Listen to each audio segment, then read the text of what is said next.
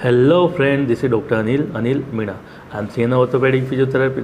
Friend, आज हम बात कर रहे हैं हमारे घुटने, यानी जैसे कि आप देख पा रहे हो ये है हमारा घुटने का एक्सरे।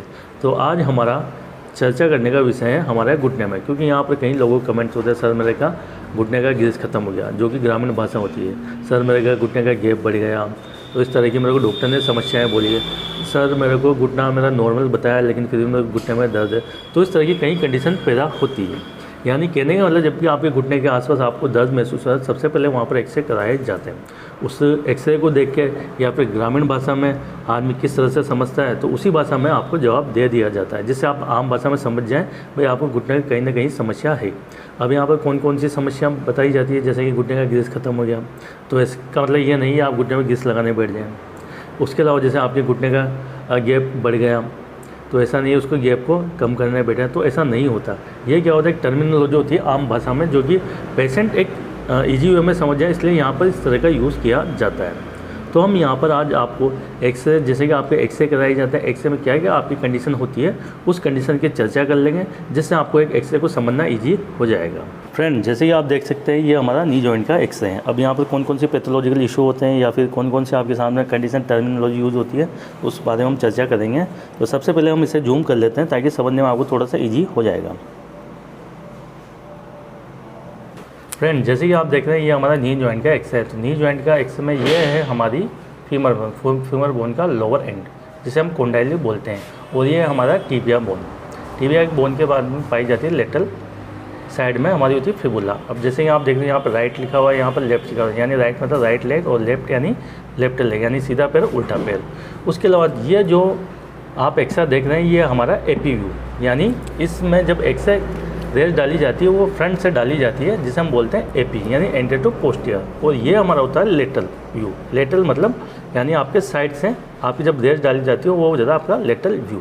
तो ये राइट लेफ्ट और ये भी राइट लेफ्ट। तो यहाँ पर जैसे कि आप देख रहे हैं ये हमारा पूरा जो मार्जिन जा रहा है, तो यहाँ पर इस तरह से ये।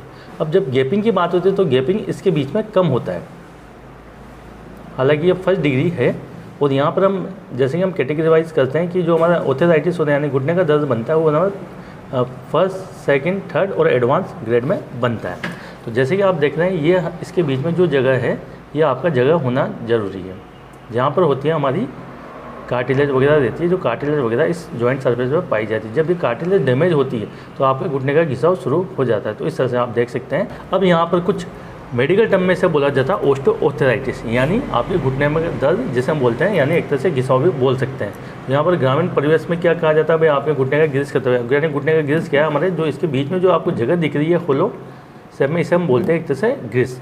या फिर यहाँ बोला जाता है भाई आपके घुटने का गैप खत्म हो गया या फिर बढ़ गया। तो फ्रेंड, यहाँ पर बढ़ना नहीं पाया जाता है, यहाँ पे कम होना पाया जाता है। जैसे कि आप बढ़ना किधर से बोल सकते हैं, जैसे कि इस साइड से आपका गैप कम हो रहा है तो इस साइड से बढ़ जाता है, तो ऐसा बढ़ना नहीं बोलेगा, आपके घुटने का गैप कम हो गया।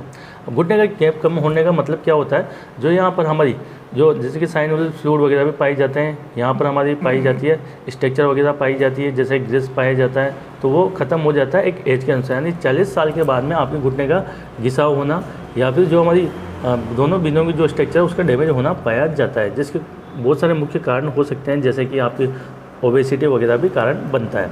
अब ये है जब यहाँ पर जगह कम होगी तो यानी आपका घुटने का घिसाव पैदा हो जाता है। अब इसे देखेंगे आप लेटरल साइड में, तो लेटरल साइड में ये हमारा जो पटेला है, ये हमारा पटेला दिख रहा है। पटेला में देखेंगे यहाँ पर थोड़ा सा मार्जिन बना हुआ है जो ओस्टोफाइट सीन है, तो यहाँ पर हमारी जॉइंट स्ट्रक्चर देखी जाती, तो इस तरह से देखना जरूरी है। अब जैसे कि आप देखेंगे यहाँ पर एक एक्सोस्टोसिस बना हुआ है, हालांकि इससे कोई रिलेशन नहीं है। अब बात करेंगे पर्टिकुलर इस एक्सरे के अंदर क्या प्रॉब्लम है। तो फ्रेंड, यहाँ पर इस एक्सरे के अंदर कोई प्रॉब्लम नहीं, इनको थोड़ी सी इंजरी हुई थी। हम ये देखना चाहते कहीं इसको फ्रैक्चर वगैरह तो नहीं है, तो उसी वजह से एक्सरे कराया गया।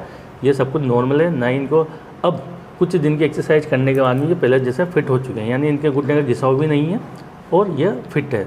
तो हमारा समझाने का मतलब सिर्फ इतना सा था कि यहाँ पर कुछ कंडीशन पैदा हो जाती है तो उसकी वजह से आपको पेन बनता है। पेन बनने का मतलब जैसे कि आपके घुटने का गैप कम होना, जैसे हमने आम भाषा में बोल दिया भाई आपके घुटने का गैप बढ़ गया या फिर घुटने का गैप कम हो गया, तो यहाँ पे कुछ सावधानी रखना जरूरी होता है। अब फ्रेंड, घुटने में घिसाव किस तरह से हो सकता है, तो आप डायग्राम के माध्यम से या फिर पिक्चर के माध्यम से देख सकते हैं कि यहाँ पर first degree, second degree, third degree और एडवांस में होता है। फर्स्ट डिग्री के अंदर आप देख सकते हैं कि ये एक्सरसाइज और कुछ मेडिकेशन से ठीक हो जाता है, सेकंड डिग्री में भी एक्सरसाइज मेडिकेशन ठीक हो जाता है। थर्ड डिग्री में बात करें तो थर्ड डिग्री में अगर आप एक्सरसाइज मेडिकेशन और कुछ प्रिकॉशन का यूज़ करते हो तो आप बहुत अच्छे रिजल्ट ले सकते हो। उसके अलावा फ्रेंड जैसे कि एडवांस की बात करें तो एडवांस के में आपको सर्जरी करवानी पड़ती है, यानी वहाँ पर रिप्लेसमेंट की आपकी ज़रूरत होती है। फ्रेंड यहाँ पर तो हमने सिर्फ देख लिया था सिंपल एक्सरसाइज, भाई इस एक्सरसाइज में आप किस तरह से देख सकते हैं। उसके अलावा फ्रेंड यहाँ पर जैसे कि एडवांस में आपके एडवांस में किस तरह से घुटने का घिसा हो जाता है, उसे आप एक्सरे की मदद से किस तरह से, तो उनके हम बहुत सारे एक्सरे कलेक्शन कर लेंगे, क्योंकि यहाँ पर इनको कोई प्रॉब्लम नहीं थी। तो मेरा उद्देश्य था कि थोड़ा सा आपको बता दिया जाए भाई घुटने का घिसा हो या फिर घुटने का गैप किस तरह से कम होता है, आप एक्सरे में किस तरह से देख सकते हो। बाकी जैसे कि हड्डी बोन बड़ी हुई है जिसे हम एक्सोटोसिस बोल सकते हैं या फिर स्पुर बोल सकते हैं।